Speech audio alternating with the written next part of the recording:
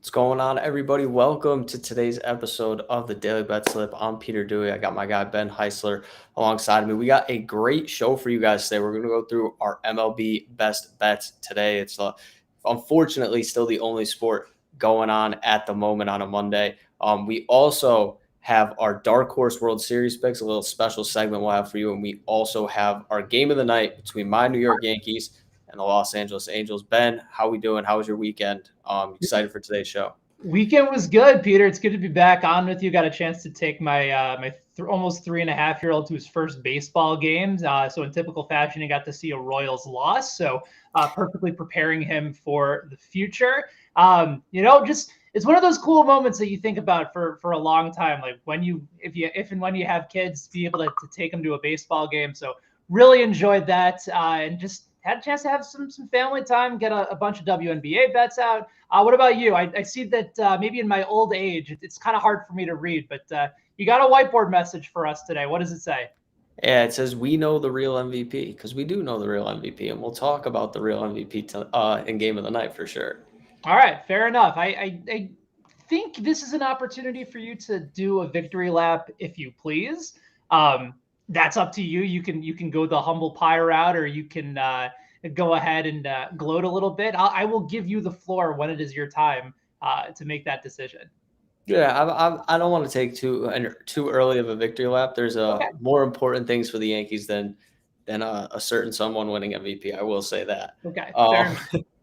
but let's jump into our bad beat of the night because we had one in Sunday Night Baseball last night between the Braves and the Cardinals, which was a fantastic game to have for Sunday Night Baseball. I feel like we've gotten some average Sunday Night Baseball games, and we've gotten some that have actually turned into be good matchups. So Ben, you want to take us through the bad beat in that one? Yeah, not so fun times for anybody that was on the under 8.5 for the Sunday night game. Going into it, the of course it's 2-0 St. Louis after 6 innings. The Braves take the lead with 3 runs in the top of the seventh, and you're still thinking to yourself, okay, like yes, first couple of runs have all come in the last couple innings, but you're going to tell me that you're going to score another 4 runs in the final 2 frames, possibly even 1.5.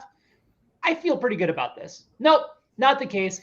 The errors brought to you by AJ Minter of the Atlanta Braves, followed by a fielding error from Austin Riley. That allowed Lars Nootbaar eventually to score, which, by the way, like Peter, can you think of a better name in baseball It's a right good now one. than Lars Nootbaar? Because I can't. That's a great one. Yeah, I mean Jazz Chisholm is up there. Jazz That's also a Chisholm great name. certainly deserves recognition. There's probably a few more for anybody that's joining us on the stream. Definitely weigh in on YouTube and let us know some of the guys that we're thinking of. But the Austin Riley era comes back to bite him. I mean, Tyler O'Neill ends up getting the home run. That scores Nootbaar and Brendan Donovan as well as O'Neill. Next thing you know, it is the Cardinals up 6-3, and your once locked under of 8.5 is no longer in play. Yeah, that's a tough one. I was invested in that game last night. For I had Cardinals money line, but then I also had I have Adam Wainwright on my fantasy team, and I needed a win to win the wins category this week. I was tied at 6, so when they blew the lead in the seventh, that was really tough to stomach because I thought through the first 6 innings I was like, this is about as good as I could ask for, and then he ended up not coming through. I think that's a rule that in fantasy just you should abolish. Like if the win truly doesn't matter when we all talk about it in like statistical worlds and circles, just get rid of it from the fantasy team. Like or maybe it's like a half point. But it's Yeah. the one category like it's been a million years since I've played season long fantasy baseball, Peter. So you can certainly speak to this a little bit better than I can. But it's just such an arbitrary stat. Like if you have Tony Gonsolin on your team who got scratched today, like you're probably on top of your fantasy world because you got 16 wins and 1 loss. Like, and it's a stat that really means nothing anymore. Yeah, it's so tough too because like you find yourself at the end of weeks if you're like behind or tied in that category, you're just picking up a pitcher to hope they get a win, and then it's like killing your ERA or it's killing your WHIP, and like Right. it's such a tough strategy to go about, but it's like wins are an important category. Like you can't just give it up. So I personally was not a fan of Wainwright blowing it and then the bullpen blowing it even more last night. But that was my Perfectly little reasonable. special Yes. bad beat on there, Yes. Yeah, multiple bad beats. You got the fantasy bad beat, then you got the betting bad beat. When the two of them come together, that's really not fun. Yeah.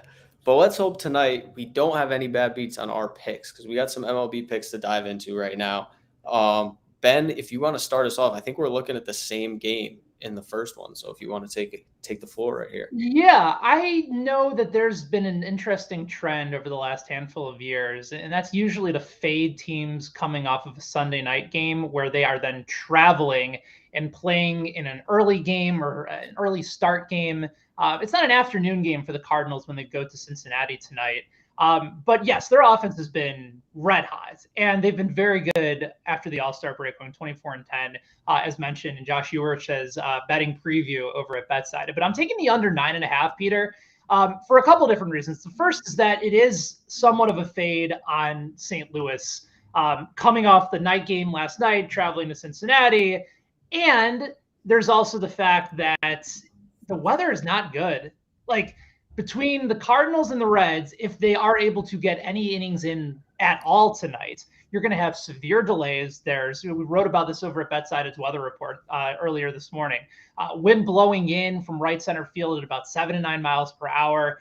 You got some thunderstorms potentially in the forecast. Peter, if this game even gets in at all, I think they'll be thrilled if they get 5 innings in. So if it becomes an official game, you're trying to catch up to a 9.5 run total. And yeah, Chase Anderson's had some pretty rough numbers as of late.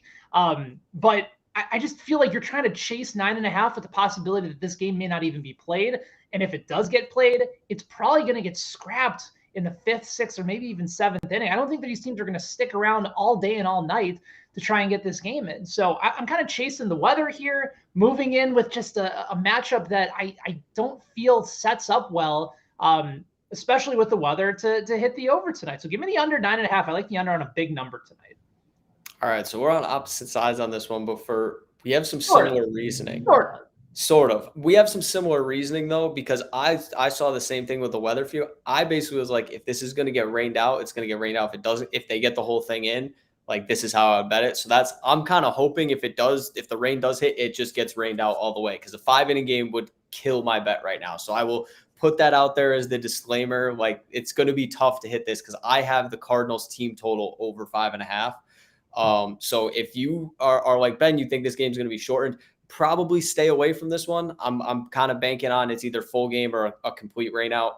But the reason why is Chase Anderson, this is his first start of 2022. And there's a reason why it's his first start of 2022, because over the last 2 seasons, Chase Anderson has allowed 21 home runs in 24 games. 16 of those have been starts. So that's 8 out of the bullpen as well. He has an ERA of 6.94 over that stretch.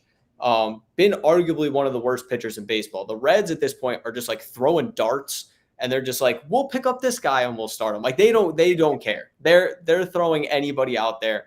I'm surprised they didn't just call up a prospect. Like, I feel like signing Chase Anderson to pitch this game, it makes no sense. Like, what he is, he's never going to make your rotation, but it's whatever. That's what the Reds are doing. But the other reason why I like the Cardinals team total over, other than the fact that they're first in runs scored and first in OPS over the last 2 weeks, is if this game does have delays and Chase Anderson has to come out of the game, the Reds bullpen is terrible. They have a 4.81 ERA this season. It's 29th in baseball. So basically whoever is on the mound today for Cincinnati is a subpar pitcher. That's basically what we're going to get. So best offense in baseball in the Cardinals, they've been red hot. I think this is kind of a spot where if they do get this game in, where it's a little bit easier than playing a series against the Braves, they'll come in a little bit more relaxed. So I like the over for St. Louis, but obviously the weather can play some tricks on us here. I think so too. I think that's sort of the weird factor involved. And listen, I'm not here on the show today to try and hype up Chase Anderson. The numbers speak for themselves. But also, there's some concerns about Miles Mikolas, and I think your side of it. Like, if I were going to choose, an actual play on this besides the over, I think your play makes a lot of sense just by taking the Cardinals to go out and score some runs, because I don't necessarily think it's coming on the Red side either. It's just going to be a weird day. Like, they're not going to have a whole lot of consistency there. Cardinals are going to be tired traveling late into the night from St. Louis to Cincinnati. It's just everything's kind of out of whack. And that's been a trend for a while in Major League Baseball. Just kind of stay away from some of those teams that played in Sunday Night Baseball that are then going on the road the next day. Yeah, I really think I can't. And maybe I'm crazy. I just can't get past them picking up Chase Anderson to start this game in late August. He's not good. Yeah, like you don't have any guy in the minor leagues that you're willing to just be like, let's see what this kid has. Like that to me, that's like when bad teams do this. Like the Nationals have done it all year. They're pitching like Paulo Espino, who's 34 years old. Anibal Sanchez is returned from the long lost days. I'm with you. What are we doing? Like it's stupid. And then people wonder why, so many of these guys flame out in the minor leagues. It's like, well, because you never gave them a chance. Like you're pitching the same guys that have been run through the league and everybody knows they can't pitch anyway. So That's my pitcher diatribe, Ben. Give me your second best bet tonight. All right, fair enough. I like that even though we're on opposite sides, we're kind of seeing things in a unique perspective together. But let's get a little weird on this Monday. There's only 8 games. Usually we're looking for a couple underdogs to consider, get some plus value on the money line. And for me tonight, Peter, I was fortunate. I believed in the Miami Marlins earlier in the day when Tony Gonsolin was set to start. He's been scratched by the Dodgers dealing with the right forearm strain. They say it's not serious, but I'll be the judge of that. We'll be the judge of that by the time it finally comes out. But I was fortunate enough to jump on Miami just under plus 200. And looking at the line now at WinBet, it's down to plus 147. So the Dodgers are still pretty heavy favorites. And that's with Michael Grove on the mound. Now, if you don't know anything about Michael Grove, it's because nobody really does. He's got a 0-0 record, 5.7 ERA, just a couple games under his belt. The Dodgers are basically trying to figure out, okay, we got to throw somebody in there. And meanwhile, the Fish in this game have gotten the total. It opened at 7. It's since gone up to 7.5 with Grove on the mound, but it's a pretty small total. And I think that's an indication of the odds makers starting to believe that Pablo Lopez, who had gone through a pretty rough stretch his last 4 starts, but finally, Peter, in his last game, 6 shutout innings, 4 hits allowed. I think he's starting to turn a corner. That's a very low total. And yeah, the Marlins can't score, and the Dodgers offense, best in baseball, best team in baseball. But sometimes they have these letdown games, especially on the road. And I feel like this is an opportunity where you can get a really good line on Miami still with a good pitcher on the mound. And even though he's had some rough patches over the last handful of weeks, if you buy into his previous start, you're thinking all of a sudden the location is back. He's starting to get some more swings and misses. Dodgers playing one of those weird series that extend from Sunday into Monday. It just feels like this makes a lot of sense to go ahead and back the underdog in Miami here. They're due for some positive regression as well because of how good their starting pitching has been. Yeah, I don't mind that play at all, obviously, especially with Gonsolin out. I had actually bet on Gonsolin to record a win tonight before he got scratched. So you and your obsession with pitcher wins, Peter. Like I'm trying to help you. I know, but I mean, Tony Gonsolin is Mr. Decisions this year. He finds a way to get a decision. But no, I don't mind this play at all just because now I think, yeah, you're right. The Marlins have the pitching advantage here, and obviously they don't have the offense. But if the odds makers are right and this is going to be a low-scoring game, I think that favors Miami just purely off of having Lopez on the mound. So yeah. I don't mind that play at all. Okay. I like it. I like it. We can finally find a part of unison here. I like that. I'll tell you who's not going to like my next play, though. It's our producer, Joanne. She's not going to like my next play. And I'm sorry, Joanne, but I'm fading the Diamondbacks tonight. I'm taking the Phillies minus half a run on the first 5 innings run line, minus 130. The money line for the first 5 innings was like minus 2 something. And so I just did not want to lay that. But I think the Phillies are going to have the lead and possibly very comfortably through the first 5. This pitching matchup, Ben, this is crazy. When I was breaking down this game this morning and writing the preview, 2 starters that are like completely different ends of the spectrum this month. Madison Bumgarner right now, he's been terrible in August. He's got a 7.94 ERA this month. He's given up 33 hits and 7 walks across 22 2/3 innings pitched. So nearly a 2 whip over this month so far for Bumgarner. And now he's facing Ranger Suarez, who is right now got a 2.52 ERA this month. He did give up 3 runs in each of his last 2 starts, but the Phillies have won 6 of his last 7 starts. So he's pitched very well. He's been one of the better pitchers in the National League since the All-Star break. So I think here is a spot where I'm not even going to let the bullpens come into this game at all. I'd rather just back Suarez over Bumgarner. The Phillies have been hot. They won 6 of their last 7, 7 of their last 10. Bryce Harper's back. Like, this just feels like this is a Phillies team. They just passed the Padres in the wild card race. Like, they are making a run where I don't know if they're going to, win anything in the playoffs, but I think they're a team you don't necessarily want to face with that offense. And they have a improved pitching staff with their deadline acquisitions. So I think this is a spot where at minus 130, just for the Phillies to have the lead by 1, it's worth a shot. It's more value than if you take the first 5 money line. Obviously, you don't get the caveat of the push, but give me the Phillies tonight. I think Bumgarner gets rocked again. Yeah, it's kind of going in that direction, right? And I think I wrote about this maybe about 3-4 weeks ago at BetSided that Bumgarner, despite an ERA under 4 at the time, was starting to trend in the wrong direction. He had an ERA of less than 4, but his expected ERA was almost a full run and a half more than that. Same thing with his fielder independent pitching, way above the level of what you would see past the ERA. And for anybody that's a little bit unfamiliar with those, basically, sometimes ERA, which is a stat that normally is fairly recognizable, can be a bit of a lucky or unlucky thing because there's other factors in play that don't get put on by a pitcher, or it goes to a pitcher when somebody else was truly at fault. So the expected ERA, the fielder independent pitching, was basically telling anybody that was looking at it, hey, Madison Bumgarner is going to start to be real bad real soon. And you talked about it, Peter. The month of August has been terrible for him. As for Ranger Suarez, you're right. Like, the numbers have been really good in the second half, and he's a weird case study to figure out too. Suarez is a guy that doesn't strike out a lot of batters. He actually walks a bunch of batters, but his numbers are fairly consistent. He's got a 3.38 ERA and an expected ERA of 3.58. So he's basically been the guy that when he shows up each every 5th day, you know exactly who he is, and it's been working for them. So even though the some of the advanced numbers in the peripherals don't look great for Suarez, like, you kind of know what he's going to give you every time, and so far it's worked out for Philadelphia.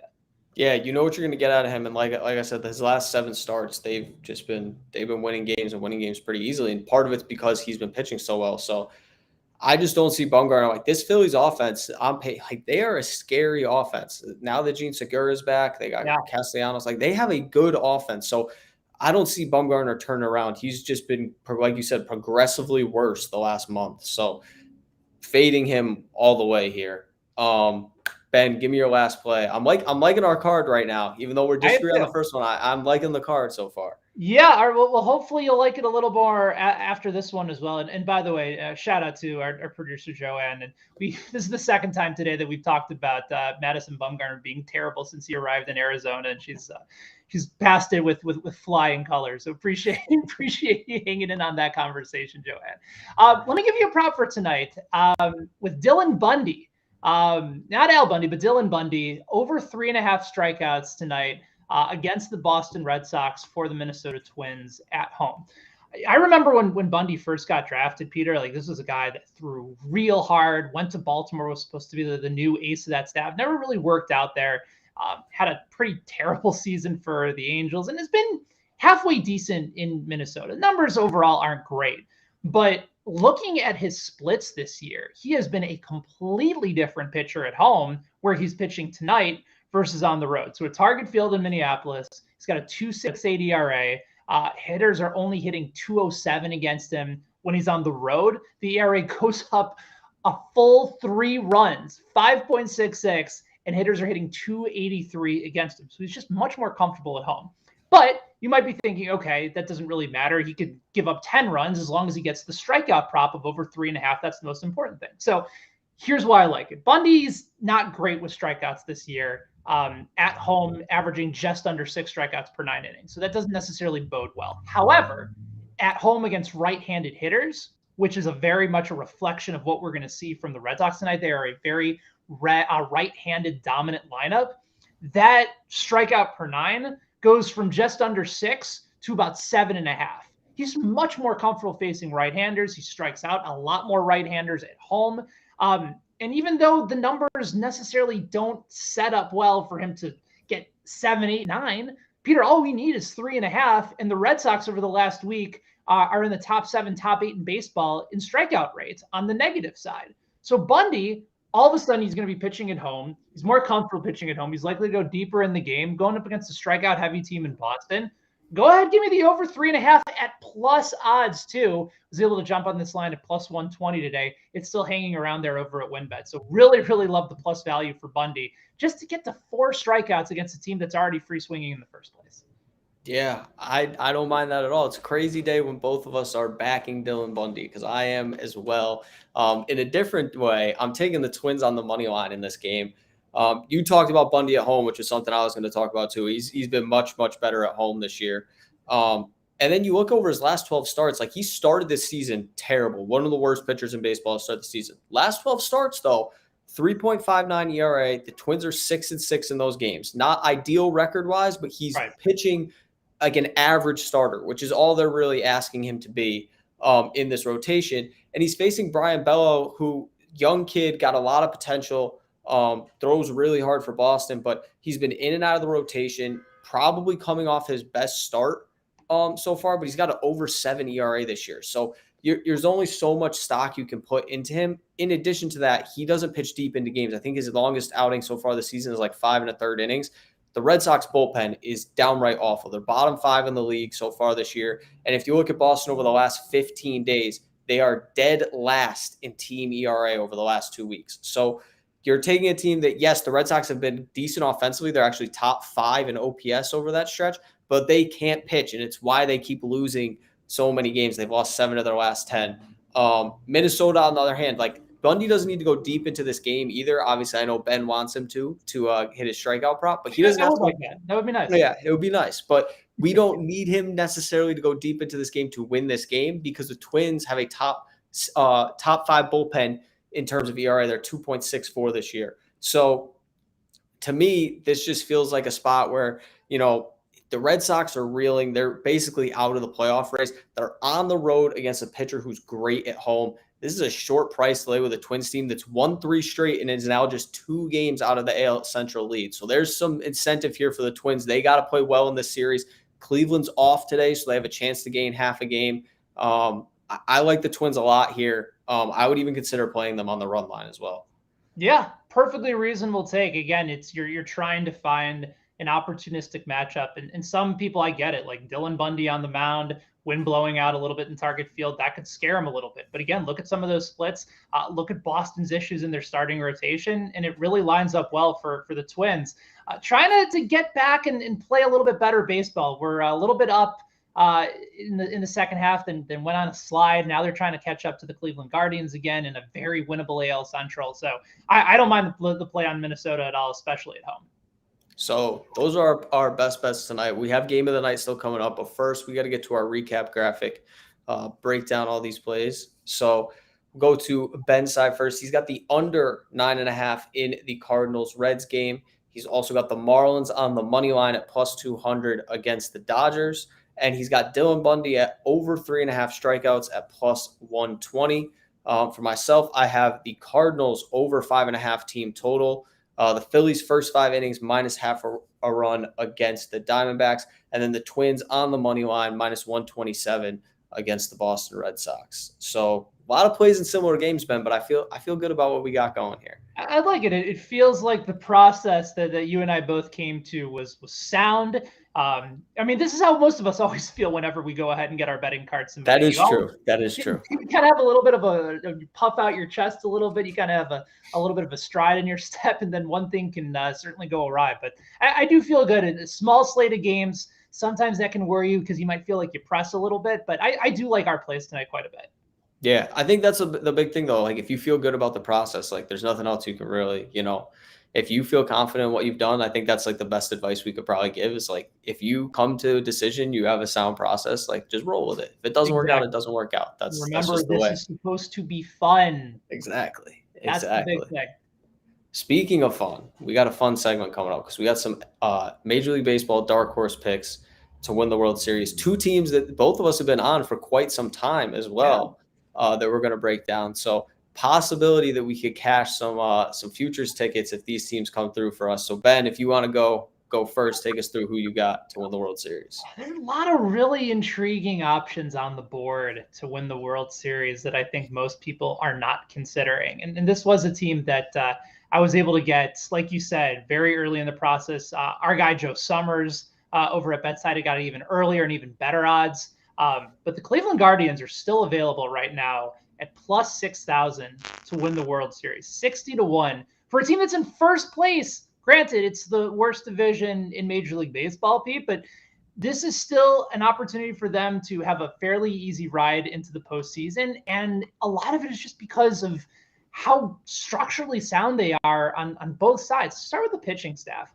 Everybody was worried about Shane Bieber at the beginning of the season. The velocity was down. There were concerns about some of his control. He wasn't locating the way that we've seen in previous seasons. Well, ho-hum, Shane Bieber, 152 innings, 24 starts, ERA of 3.02 with an even lower fielder independent pitching. He's been sensational. Tristan McKenzie has taken the next step in his development, ERA just above 3. Emmanuel Classy has been outstanding over the course of the year, a dominant relief pitcher for them. Cal Quantrill in the middle of their starting rotation has been very good. Like everywhere with the starting pitching staff, with the exception of Aaron Savali, who's basically been dealing with an injury throughout most of the season, has been very, very good to above average. And then on the hitting side, yeah, they're not a home run team by any means, but you still have Jose Ramirez, who's got a wins above replacement of over 5. Andres Jimenez has had a spectacular year. His wins above replacement is over 4.5. Stephen Kwan having a terrific year, outstanding defense, might have made one of the plays of the year the other day. Everything about this lineup is very sound. They don't strike out. They're the toughest team in Major League Baseball to strike out in an era where velocity is king. They're going to put the ball in play. You know what they kind of remind me of, Peter? And I might get sent out of my my new home in Kansas City. But they kind of remind me of those Royals teams before they started to, really pick up their pitching and make some big moves at the deadline, get themselves in a back-to-back World Series. They're really fundamentally sound, and they run well and they pitch well, and they're not necessarily a team that's going to kill you with the long ball, but they have some really good players on this team. And if their pitching holds up and they're able to continue to put the ball in play and force opposing teams' defenses to make plays against them, they're going to be in a lot of games. They've lost some close games, but they win a ton of close games as well. And for a team that just kind of does everything right and really well with one of the best managers in the game, at 60-1 odds, Pete, I think the Cleveland Guardians are very much in the conversation. I have them at 100-1 to win the World Series. I have them at just under 5-1 for the division. I really, really like this team, and I think they're going to go on a run here in September as we start to move closer and closer to the start of the postseason. Yeah, I think the big thing with the Guardians, you talked about their pitching. It's also like it's a huge advantage if they end up winning a division, because I think the AL, like the wild card teams, are going to be tough this year. So like you get the division, you get the home field, like that's going to matter a ton. Like for me, like I know the Braves and the Blue Jays are ahead of them right now. I believe the Mariners are too in the odds. It's like those teams are probably going to have to go on the road. Like they're not going to have a favorable draw. They're going to have to play, start some of their better starters in the first round. Like kind of sets up well for any team that wins a division. So Cleveland might not have as good of a record as some of those teams, but the path is also very nice for them.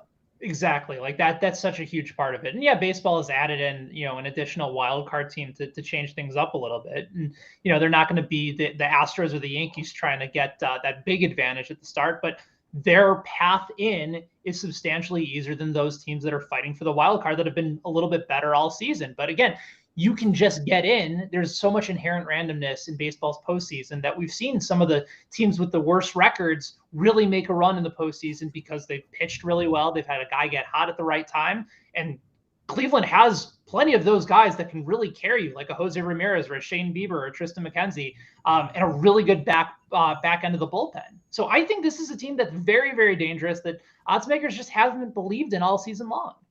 Yeah, I agree. I'm going to the National League for my pick. Okay.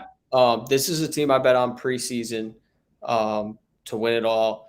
I almost bet on them. I'm regretting not betting them on again when they went to I think 25 or 30-1. But I have the Atlanta Braves at 12-1 right now. This team, I know they won the World Series last year. I know how hard it is to repeat. But you look at them since Ronald Acuna came back, how much better of a baseball team they've been. And they got through that World Series hangover to where it's like, yeah, maybe if they didn't start the season, 500 through the first 2 months, they would be winning this division right now. There's still only Right. 3 games out of the NL East. They took care of business the last time they played the Mets, which kind of put them back in the division race. Obviously, the wild card is a little bit scary depending upon who you get matched up with. It's not going to be easy, but you're probably going to have to beat those teams regardless in the National League. Like the Mets, the Dodgers, the Cardinals are probably the 3 teams you don't want to face right now. They're going to have to go through them no matter what. Right. But this is the thing for me, Ben, I thought was crazy. Just looking at the Braves, full year, like full season, even with the slow start, they rank 6th in bullpen ERA. They rank 2nd in OPS, 2nd in runs scored, 6th in team ERA, and 8th in team WHIP. I don't know how many more teams outside of the Dodgers, probably the Dodgers, Mets, Astros, and maybe the Yankees, but they've fallen off, have a better profile than that for a full season right now. It's just a very well-built baseball team. Obviously, they've locked up a bunch of those guys. I think having Michael Harris, having Vaughn Grissom, like this, they also might get Ozzie Albies back later this year, which would be a huge lift.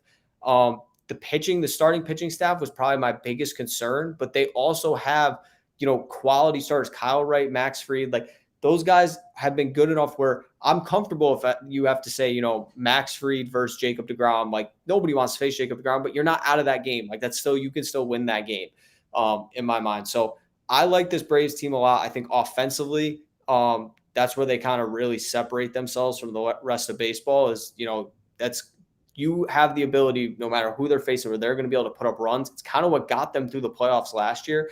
And the other thing for me is they know they've been here. They've done this before. They did it without Ronald Acuna. So now you're going to tell me they're going to have Ronald Acuna for a playoff run?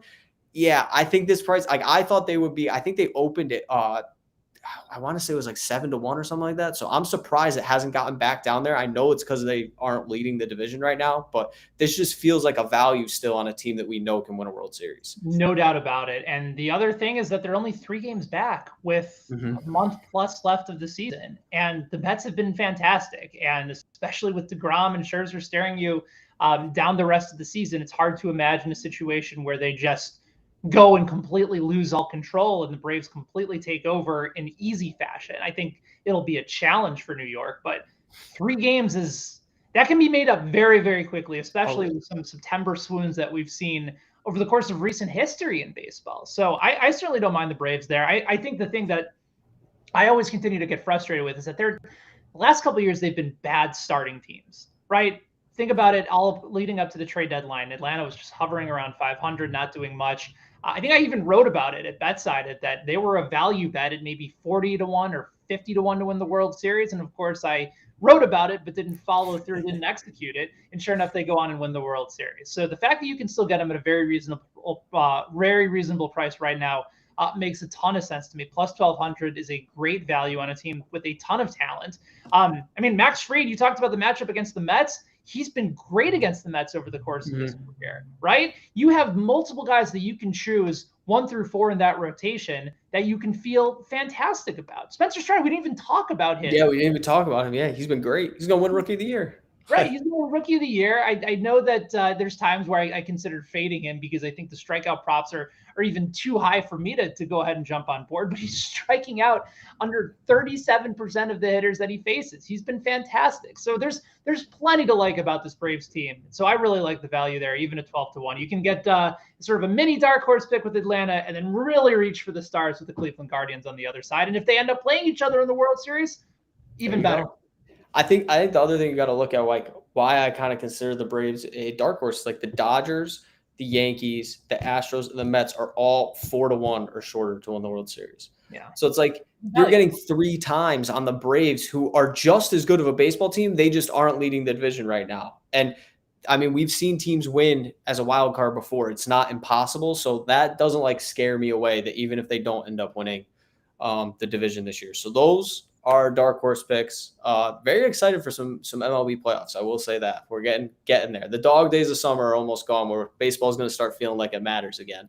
But we got a big baseball game tonight. My Yankees taking on the Angels, our game of the night. We got the MVP against the guy that some people think is the MVP. There it is. So It's 3:34 Central, 4:34 East Coast time. You waited a total of 34 minutes to go ahead and get your dig in. All right, I'll give you a golf clap on that one. I You're took very patient. I took my time. Yeah, I took my time. But so we got the pitching matchup tonight. We got Frankie Montas against Jose Suarez. Yankees coming off back-to-back losses to the Oakland A's. Not great. They've been really bad in August. I believe they're 9-16 now in the month of August. So Ben, where are you leaning on this one? Where do you go?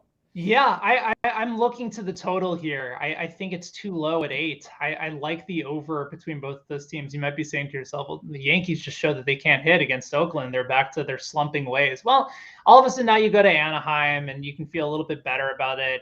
There's a lefty on the mound in Jose Suarez. He's had a halfway decent year, but the Yankees, some of those big bats in the lineup have destroyed left-handed pitching all year. Aaron Judge is my daily dinger pick today.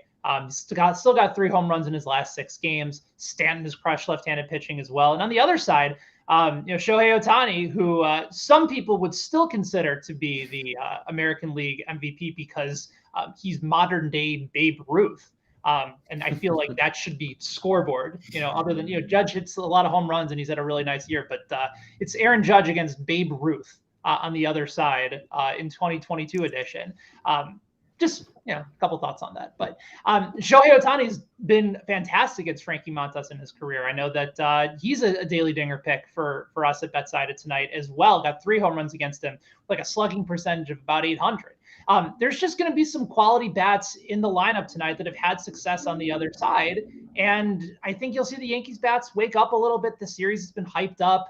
A lot of times the Yankees kind of will just fall off a little bit against some bad teams. They need something to wake them up a little bit. Before it was Aaron Boone doing this during a press conference. For the Angels, they'll still have some decent hitting, and their pitching has pretty been terrible all year, with the exception of the guy that should be the AL MVP in Shohei Ohtani. So I think 8 runs is just not going to hold him tonight. I like the over at 8. I don't mind that play at all. Actually, even though the Yankees did struggle those last few games against Oakland. But Shohei Ohtani is not the MVP, because you can't be a team with 55 wins and say you have the MVP on your team. That's Shohei Ohtani's fault. I mean, it's they win pretty much every game. He's on the mound while he's on the other side smacking dingers and making plays happen. You're right. That's totally reasonable. 55 wins.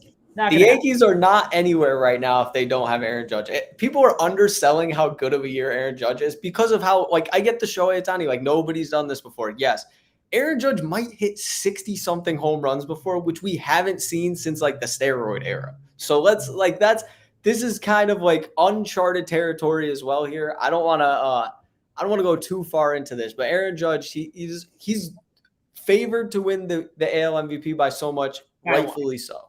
Rightfully so. Fair enough. That being said, I am not taking the Yankees tonight. I'm actually taking the Angels as home dogs here. Look at that. I'm kind of tired of my Yankees right now, Ben. I'm real tired of them just not showing up for games against bad teams. You hit the nail on the head. This happens way too much. Yeah. But I also don't like this pitching matchup for them. Frankie Montas, since getting traded to the Yankees, has a 7.32 ERA. His best start was a 5 2/3 innings performance against the New York Mets, where he gave up 2 runs. And he really didn't even look that sharp in that game either. Suarez isn't this great pitcher, but since July 26th, his last 5 starts, he has a 1.93 ERA. The Angels have won 3 of those games, which is a good sign for them considering they're about 20 games under 500.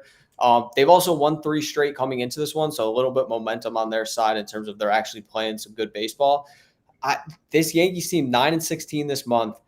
The bats just have not gotten going. I just don't trust Frankie Montas. You look at all of his splits outside of when he pitched at Oakland Coliseum this year, he's not a good pitcher. He's got an over 5 ERA, which makes the Yankees trade for him extremely questionable. It also makes it even more questionable that they didn't try and have him pitch yesterday in Oakland and save Clark Schmidt to pitch today.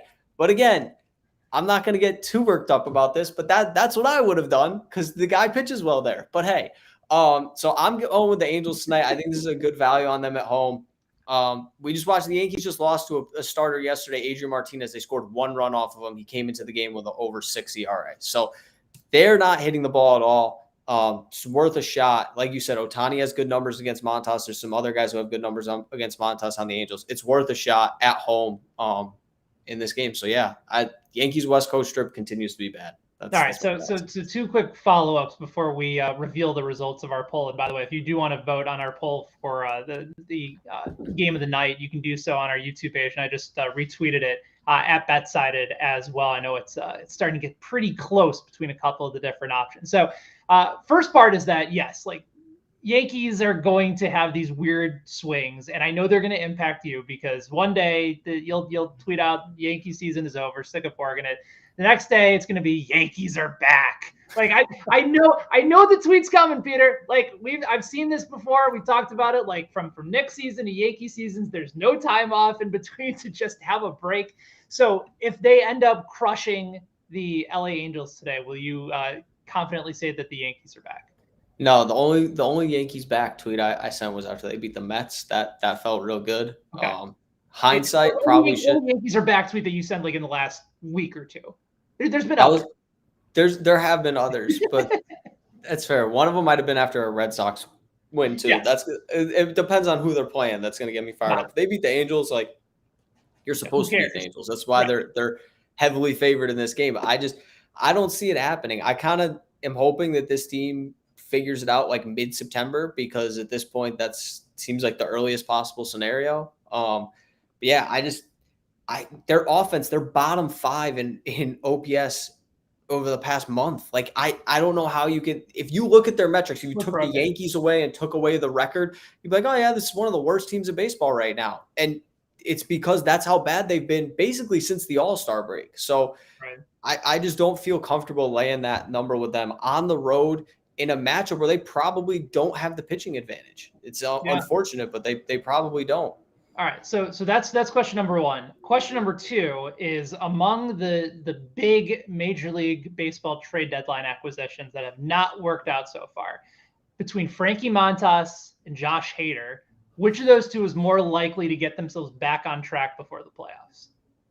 Josh Hader, because I think Josh Hader is actually a good pitcher. He doesn't need foul territory in Oakland to be a good pitcher. No, I mean, I would say Hader just like he's looked so bad. He's looked really bad, but I feel like I feel like with relievers to score 6 runs in a series. He did it in an inning. I feel like with relievers sometimes though, you got to take them out of high leverage spots, just let them get their confidence back, and then like they tried that. They were down 6. True. Okay. Yes. True. But still. I mean that I don't know. The thing with Montas that scares me is even the starts that he's like looked decent for the Yankees. It's been a grind to get there. Like the Red Sox start, like he gave up like 6 hits. He walked a couple guys every inning. There's guys on base. It's like he's not even just like mowing through guys in a couple innings. It's a grind to get there the whole time. So, and then obviously pitching at Yankee Stadium, like when you go from Oakland, which is the same thing. I don't know why the Yankees did this because Sonny Gray had the same issue. You go from Oakland, which is a very pitcher-friendly park, to Yankee Stadium, which is a very hitter-friendly park. Like guys are going to struggle. It's just that's just the way it goes. So, I mean, for my sake, I hope he turns around. I would have more confidence in Hader. I don't know if Montas will have the peak as bad as Hader has, but I think Hader's going to eventually turn things around. Eventually, yes, because I think both of these guys are around for another year minimum. Yeah. So I'm with you there. I'll say Montas because he's still at heart a ground ball pitcher, which does play in Yankee Stadium. And right now he's just leaving everything up and he's just getting tattooed. And his location isn't good. I think once he settles down, he gets his release point back to where it needs to be. He'll be fine. As for Hader, like I could see a situation where he's just bad the rest of the year, kind of how Kimbrel was when he got traded to Chicago midseason. He just never figured it out. And all of a sudden, dealt with an injury, came back the final year, was the best closer in baseball, got dealt to the White Sox, and the same thing happened again. Like I kind of see that for Hader, where at times he's going to look like the most unhittable pitcher in baseball, and then when he's off, he's going to be as off as anybody in the league. Yeah, it's been a tale of 2 seasons for him because he didn't give up a run, first 20-something outings of the year. He didn't give up a run, and then now it's like he can't get anybody out. So, and the Brewers, by the way, got just destroyed by everybody for making that trade. Yeah. Right now, it's looking like a pretty good move for them. Doesn't look bad at all. That's a little trade deadline talk for y'all. But we got our poll for tonight. Let's see who the community's going with. I'm a little nervous with they're on the Yankees. Come on, man. Of course. Of Are you course. surprised? I'm not surprised, but now like if the Yankees win, the community wins, so I feel I'm happy for them. Okay. And I'll be happy if the Yankees win, but my bet will lose. So All right, little so hedging happiness tonight. All right, so let's go. I was gonna say you're on Angels money line too. I was gonna say if you were on the Angels run line, then everybody has a chance of winning if it's like a 9-8 ball game. Yes. I don't want to pick against you, Pete. I don't want to pick against the community. This is really tough. So I'm just gonna root for a bunch of runs. There we go. And both of our daily dingers in Shohei and Aaron Judge going yard. That's what I'm rooting for tonight. I like that. I like that a lot. Perfect. Everybody wins. Yeah, everybody wins. That's what we want. So tomorrow we got a jam-packed day tomorrow because we're back for Daily Betslip at 5. Ben and Reed are going to be on. But before that, we got college football week 1 coming up this week, and Reed's got his second edition of the early read at 1 p.m. Eastern time tomorrow. You're going to want to tune in for that. It's one of the best college football minds I know. It's going to have some big time picks for you. I believe he has a guest as well tomorrow. So we'll have that's going to be a great show. I'm very excited for that one because I was just going to say too, Peter, like if anybody missed the previous episode where he had Lockie Lockerson, Ken Barkley on, they had some great futures insight. You can just go right back to YouTube, find that episode, especially with week 1, all the games on tap. Make sure you go back and check out that episode. Then definitely come back tomorrow for the double dip with the little daily read as well as Daily Betslip. Yeah. Early read. I screwed it up. Early read. Daily Betslip. There it is. There we go. So yeah, if you guys want to see more of Ben, especially tomorrow because he's back on Daily Betslip, make sure you like, comment, subscribe on this video. We'll be back with more picks back throughout the whole week leading up to NFL season, obviously college football week 1. So for myself, for Ben, we appreciate you guys hanging out with us. May all of your bets hit, and let's go Yankees tonight. Let's go runs.